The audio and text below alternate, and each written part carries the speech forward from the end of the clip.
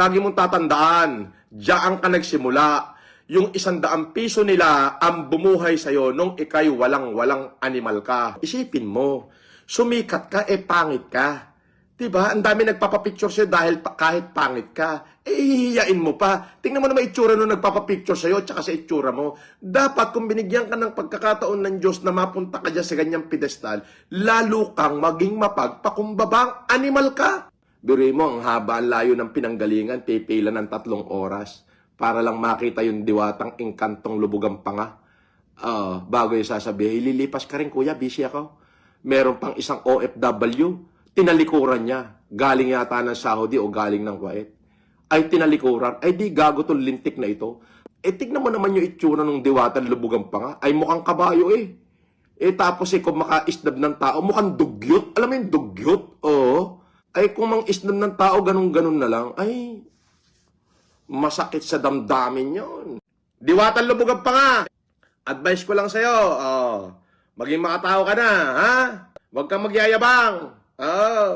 Tanda mo, dapat pag binigyan ka ng Diyos ng pagkakataon na umangat sa buhay, ay mas lalo ka maging mapagpakumbaba at mas lalo ka pagpapalain. Yung magyabang, okay yon.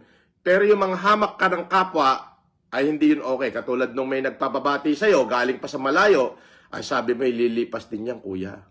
At yung sinabi mo pa na na hindi mo ikayayaman ng 100 piso ng iba, ay walang yakang.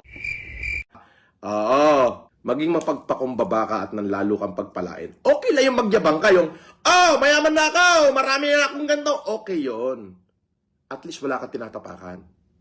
Pero, yung manghamak ka ng maliliit na tao, hindi yun okay. Sabi ko sa'yo, tingnan mo, palubog ka. Nagalit tuloy sila sa'yo. Mas lalo ka maging mapagpakumbaba. Alam mo kung bakit? Mamahalin ka ng Diyos. Kasi kapag minahal ka ng Diyos, unstoppable ka. Kahit anong gawin nila sa yung panghila sa baba, pag minahal ka ng Diyos.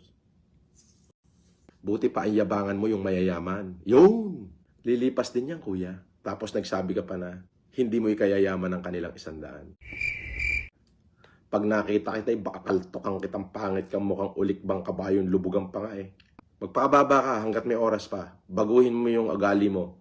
Tanggalin mo yung attitude mo. Tandaan mo, yung mga maliliit na yan na vlogger na nag-angat sa'yo. Without them, you are nothing but a garbage lubugang panga copycat. At may soft drinks pan libre. Siguro naman sa 5 buwan, kaya namin pakainin yung buong NC lahat ng street dweller dyan. So magbago ka. I'd have no time for bullshit, diwata. Oo, wala akong time sa bullshit Ako mayabang ako, pero pag sinabi ko, tagama sa bato mangyayari at gagawin ko. Kahit na ibuwis ko pa yung buhay ko, basta pakinabangan ng mga mahihirap na tao. Natuwa ako minsan sa tagumpay mo. Sabi ko, hindi hadlang ang kahirapan para makamit ang pangarap. Pero sana, nung binigyan ka ng Diyos ng pagkakataon na makarating ka sa pedestal, sa tulong ng mga maliliit na vlogger, sana hindi ka nagkaroon ng ganyang klaseng attitude. Yun. Bibigyan kita ng chance. Tatanungin niyo ako, sino ka para magbigay ng chance? Hindi, ako lang naman yung magpapabagsak sa'yo pagka nag-visit mo ako. Seryoso yun. So ngayon, kung magbabago ka, baka magbago rin ang isip ko. Okay lang yun, magyabang ka dun sa matataas. Huwag na dun sa mababa.